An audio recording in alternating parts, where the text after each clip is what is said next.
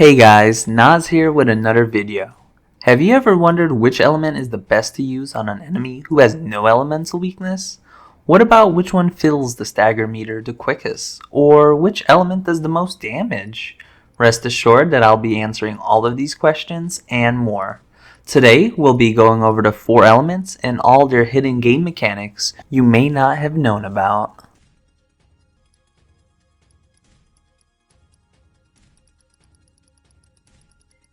In the background, I was going through the manuals to see what the game actually tells us about the elements. Spoilers, it's very little. I equipped the 4 elements to see if the spell tab had more details, and that fell short too to anyone acquainted to Final Fantasy. Ra and Agas are usually just upgrades. We do see that Thunder is guaranteed to hit, and Arrow launches enemies towards us. Nothing else though.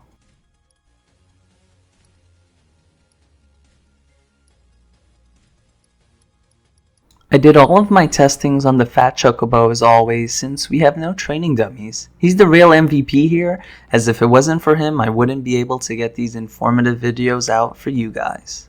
For equipment, I used a Buster Sword and Fury Ring, the 4 elements of course, and First Strike to get data quickly, a Magic Up and the Bahamut Summon.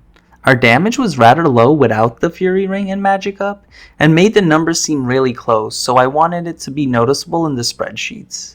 Every other materia was irrelevant. Let's start with Lightning. Unlike the other elements, Lightning isn't a projectile. That means there's no travel time from the caster to the target. After the cast is done, the target will be struck with either Thunder, Tundara, or Tundaga. Like the in-game tooltip tells us, it's guaranteed to hit. The lightning element has a small AoE that needs the enemies to be hugging each other in order for multiple enemies to hit by one cast, unless you have Magnify. Lightning element has the highest MP cost. Thunder is 5 MP, Tundara is 11, and Tundaga is 22. You can reduce the cost a little with the attack spell MP cost reduction 20% weapon trait. This will drop them down to 4, 8, and 17 MP respectively. Lightning element does do slightly lower damage than the other elements as well. These 2 downfalls are backed up with an amazing hidden game mechanic however. Depending on your gaming background, you may notice as flinching, stagger, interrupt, or stun lock. Lightning element when used as Tundaga will interrupt enemies' attack as long as they do not resist the lightning element. One enemy most of you should be well acquainted with by now is the Dragon King himself, Bahamut. He can be very annoying with his aggressive attacks, leaving very little room to damage him. His Umbral Strikes tore me a new one quite a bit when I first faced off against him in my first playthrough.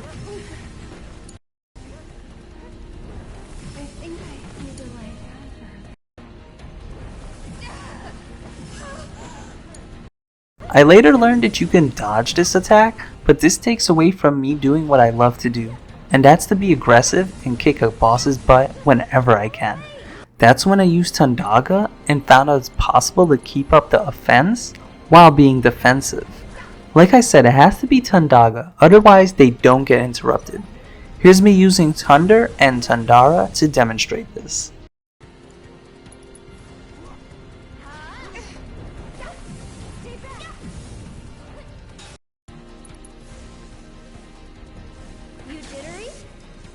Just go away!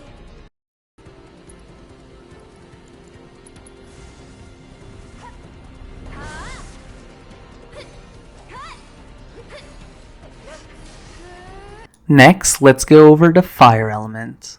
It's the fastest projectile magic. A projectile means there will be travel time from the caster to the target before it hits. This means it could either be line of sighted or hits another enemy or object along its path before it gets to its intended target. While this is rare, I figured I would mention it. Fire element has a decent AoE radius when used as Fire Aga. This paired with Magnify can eliminate rooms of mobs rather quickly.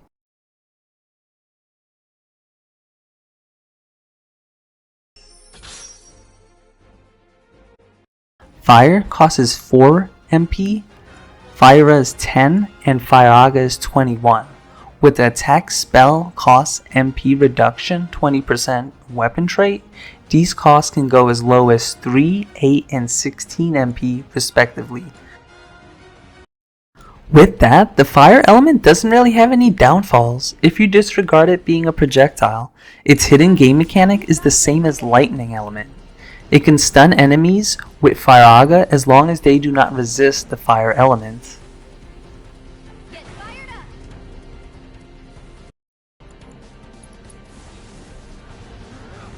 This is gonna hurt. Get him.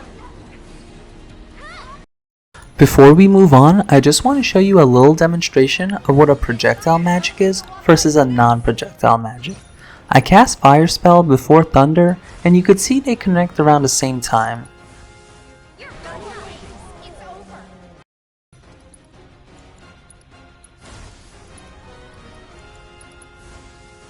You're gonna feel this. Get fired up. Now, when I cast Thunder before Fire, you could see a noticeable difference. I know human input isn't always perfect, but hopefully you could see a difference a few milliseconds can make. Also, this isn't factoring in distance from the boss. I tried to do a demonstration of where we were both at the edge of the map, but the AI always kept running back, so I unfortunately couldn't show that, but just trust me, it was a huge difference. On to our next element, Wind. This is our second fastest projectile element in the game. I bet many of you have had frustrating experience with this element when using against flying enemies when that's what they're weak to, right? That's because there's two parts to this attack. The first part does no damage but puts the enemy into pressure state if they do not resist the wind element, while also anchoring down where the second part of the attack will hit. This is why the spell is very frustrating, as the damage doesn't come out until part 2 when most flying enemies are highly mobile and just move away. Like the in-game tooltip tells us, it does draw enemies towards the caster. It has a bigger AoE radius than Firaga, but it unfortunately has that delay of when damage is applied, making it not as reliable. It's best to use on enemies that are not as mobile or stunned for a moment. I usually use the lightning element on flying enemies, then follow up with arrow to get that guaranteed hit and to score on their weakness. If you pay attention to where the fat chocobo is from me, you can notice that it actually inches towards us. After using it again, it actually moves our hitbox back because it's getting that close. Look at the last one. Now let's use this against enemies that can actually be moved quite noticeably. Well, if it doesn't kill them.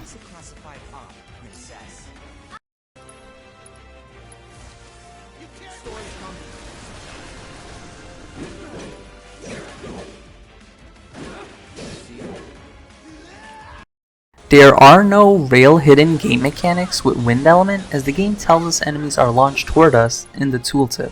But according to my testing, it does have the highest base attack of all elements, which can be seen in the spreadsheet in the description below. Wind shares the same MP cost of the fire element. Arrow costs 4, Aurora 10, and Auraga 21.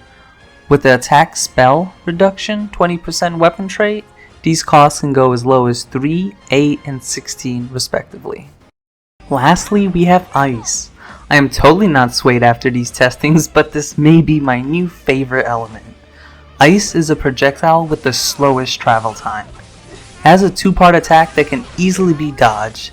Just like the wind element, the first attack does no damage but puts the enemy into the pressure state if they do not resist ice, while also dictating where the second part of the attack will land. It does have the biggest AoE radius. When paired with Magnify, it can be really hard to dodge all the incoming glaciers.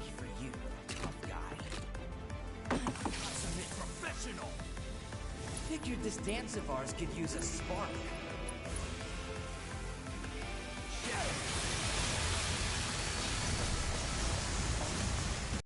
It also shares the same MP cost as Fire and the Wind element. Blizzard costs 4, Blizzara 10, Blizzaga 21. With the attack spell MP cost reduction 20% weapon trait, these costs can go as low as 3, 8, and 16 MP respectively. Now you're probably wondering, Nas, why is this your new favorite element? That's because of its hidden game mechanic. It fills the stagger meter like no one else's business. I love staggering my enemies and killing them as fast as I can, which can be seen from my other videos. Here's a little demonstration of how powerful ice can be. For those who do not know, you need to stagger 4 times in a battle to build a limit break. Do you see how fast our limit break is being charged right now?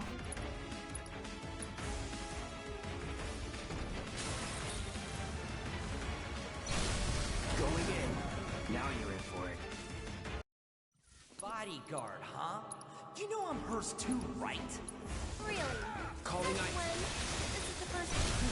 You're done. Hey! Bodyguard, huh? You know I'm hers too, right? Really? Since when? You're done. Bodyguard, huh? You know I'm hers too, right? Really? Since when? This is the first I've heard of it. You're mine. Hey! Little help in here, guys?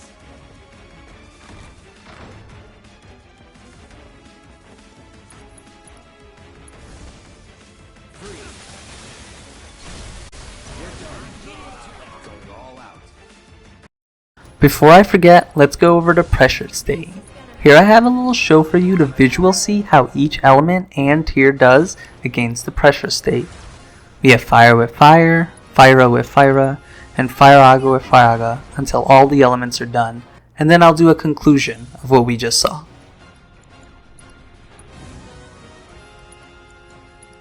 You asked for it. Get fired up. Calling fire. Feeling chilly? To the limit and beyond.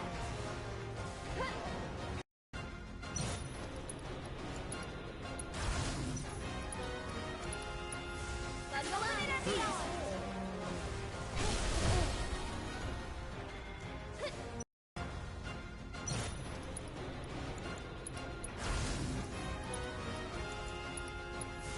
You asked for it. I'll put down ice. Cut.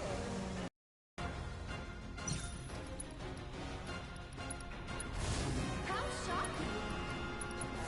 No more games. It's over.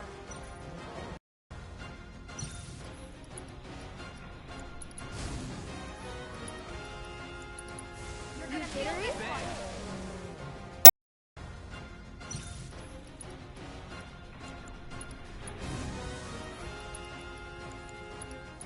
Don't think you'll walk away from how shocking. Buzz off.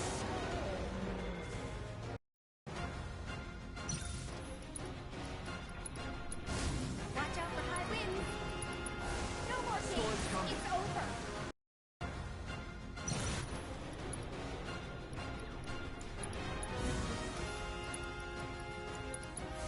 You're gonna feel this one.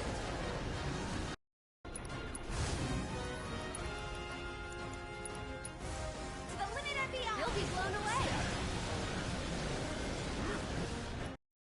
In conclusion, Blazara was the best out of the ice elements to stagger an enemy, as it was the only spell to fully fill the pressure status.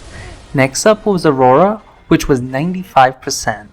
After that we had Fire and Thundra, which did the same as their Agas. 50% increase in MP to do the same amount of value on the pressure status isn't worth it, and you're better off using the Ra. You may have noticed that each element in the Ras did the best to build up the pressure state for MP costs. This is true while the Agas do 30% more damage than the Ras. The first tier of each element costs 50% less MP than the Ras, while filling half the pressure state. Some other info I didn't know where to fit in, so here they are. Elemental weakness is a 50% damage bonus in this game. Spells can critical hit, which is based off your luck stat. Critical hits do not increase the pressure state any more than a normal hit would. With that, I am done. I hope you guys enjoyed the video. If you did, a like would be greatly appreciated, as these videos take a while to gather data. Consider subscribing to see future content. Until then, I'll see you later. Here's a little demonstration of the VR Bahamut and how elements can take him down easily. This can also be reflected in top secrets, which I plan on doing soon.